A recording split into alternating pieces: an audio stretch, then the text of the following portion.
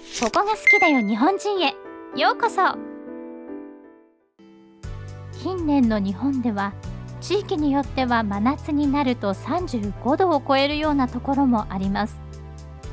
そんな暑い夏を快適に過ごすために思い浮かべるものといえばエアコンや扇風機がありますね。ただその他にも日本の伝統的な暑さを和らげる方法がいくつかあります。外国から来たある男性が実際に見て驚いたその方法とは一体何だったのでしょうか。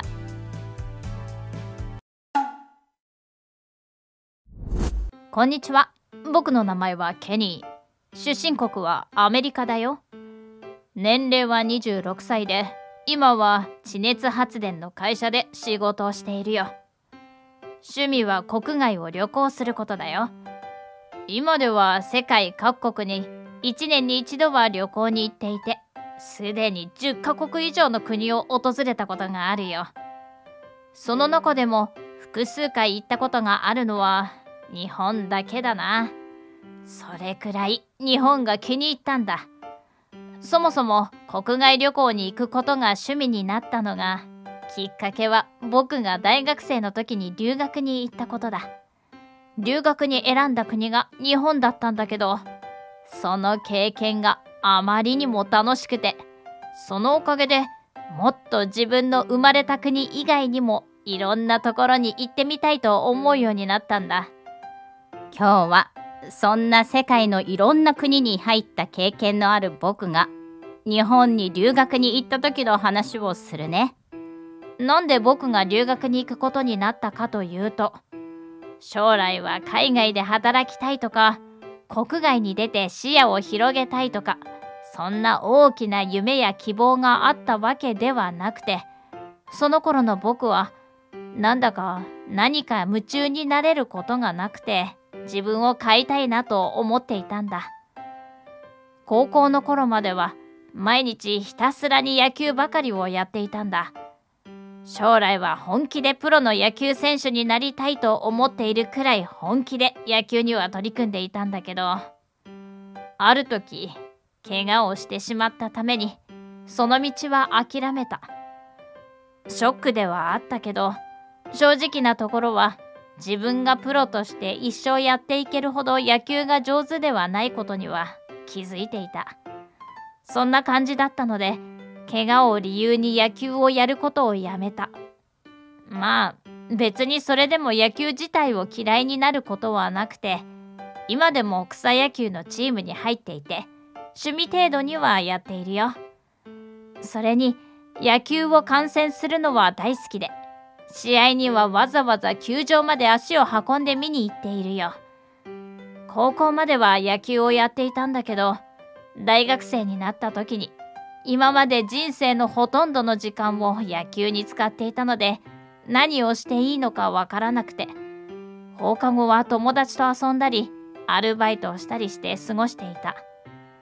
言ってしまえば普通の大学生って感じだね。けど僕は今までがずっと必死にトレーニングをしたり練習をしていたから、なんだか自分の生活には物足りなさを感じていた。そんな時何かやりたいなと思って考えた結果、留学をしてみることになった。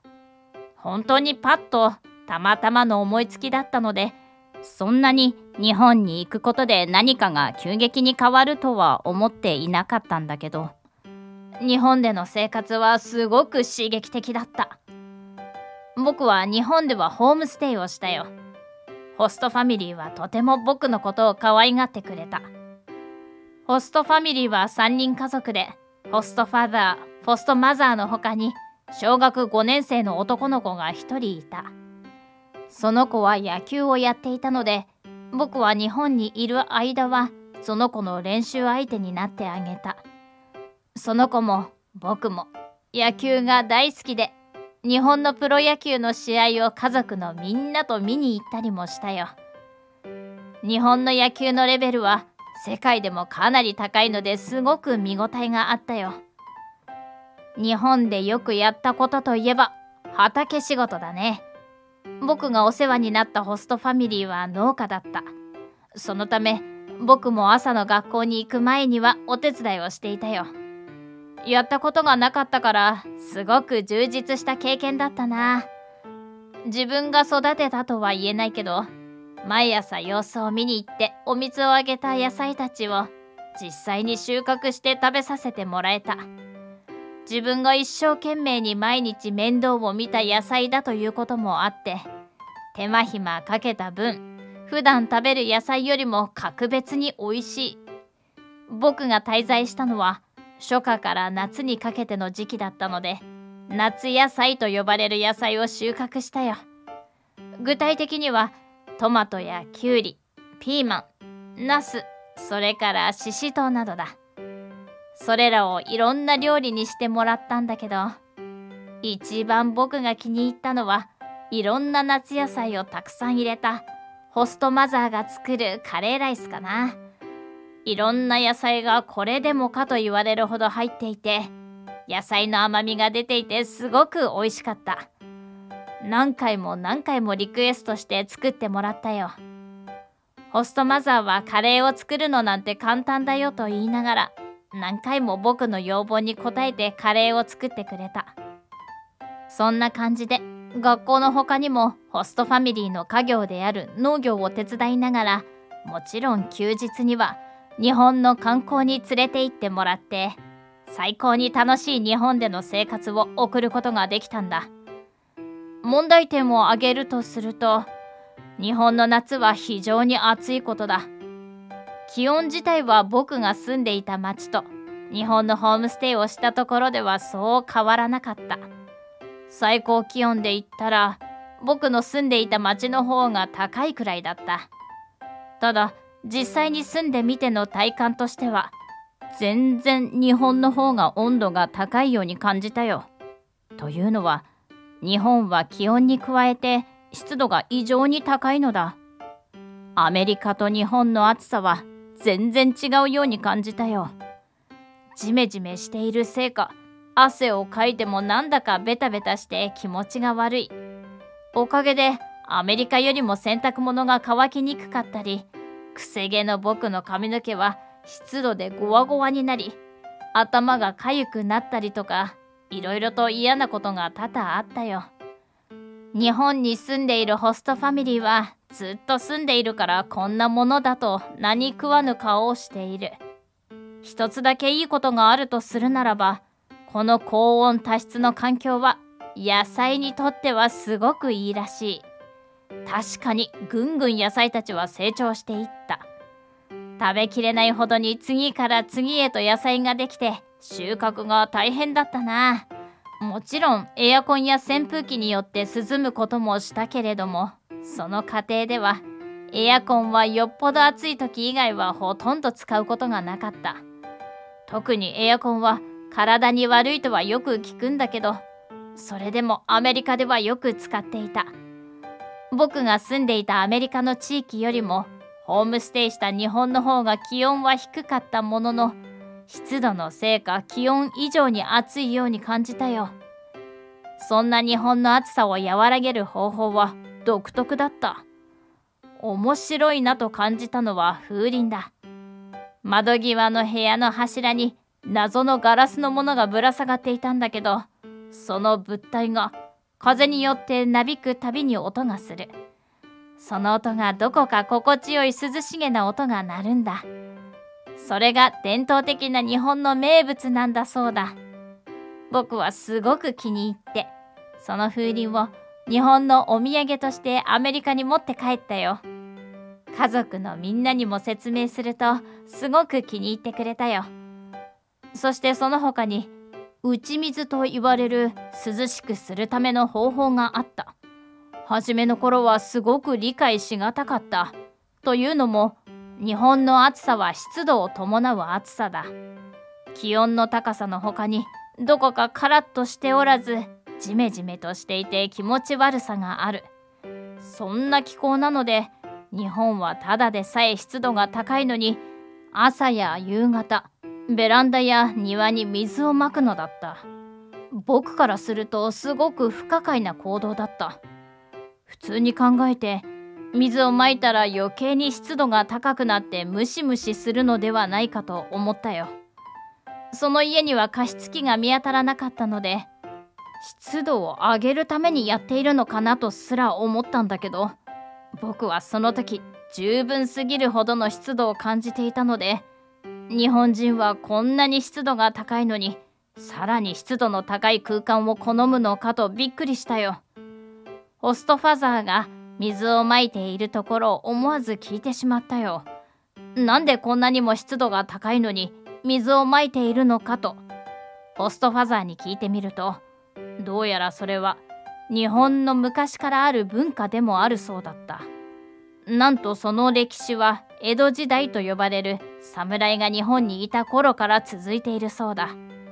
打ち水はもともとは神様の通り道としてまかれていたらしい。そこから定着して今の日本にまで残っているらしい。その説明を聞いて、日本の伝統的な文化であることは十分に分かったのだが、それにはどんな効果があるのかが分からなかった。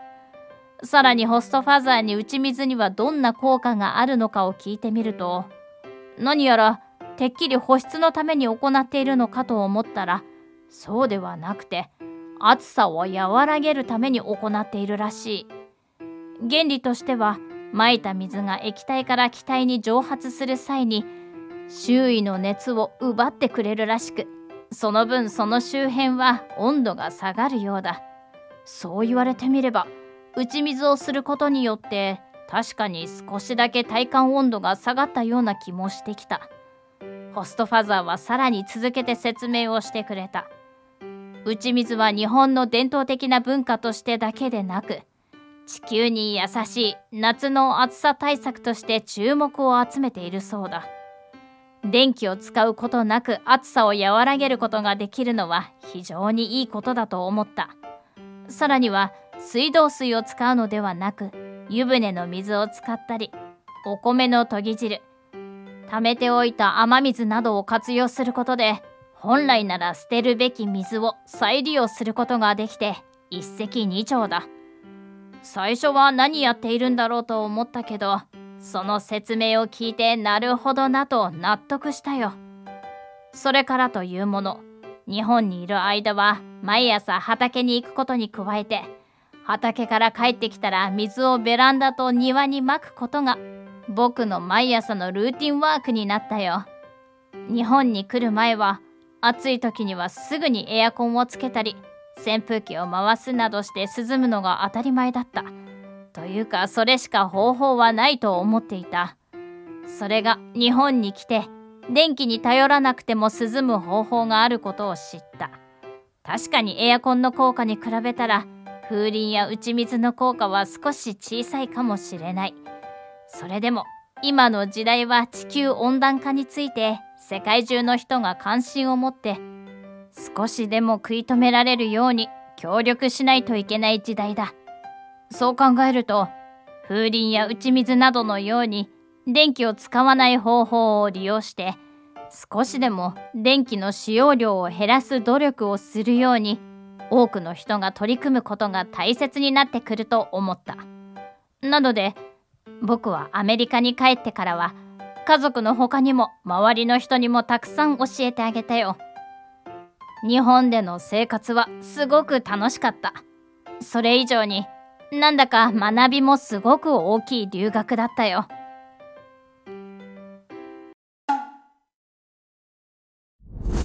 いかがだったでしょうか。日本にいる人なら知っているであろう打ち水ですが、これは日本の江戸時代から続いている文化なのです。その当時は神様の通り道を清めるといった意味でまかれていたのが最初で、茶の湯で茶事の前に行う礼儀作法として定着していったそうです。そしてその後には一般社会にも浸透していったそうです。このような日本の良き文化を日本に来た外国人が今回のように自分の国に広めてくれることによって、さらに日本の良さが世界に伝わるのではないでしょうか。最後までご視聴いただきましてありがとうございました。視聴者の皆様のご意見、ご感想をコメント欄までお寄せください。もしよろしければ高評価やシェアしていただけると嬉しいです。それではまた次回の動画をお楽しみに。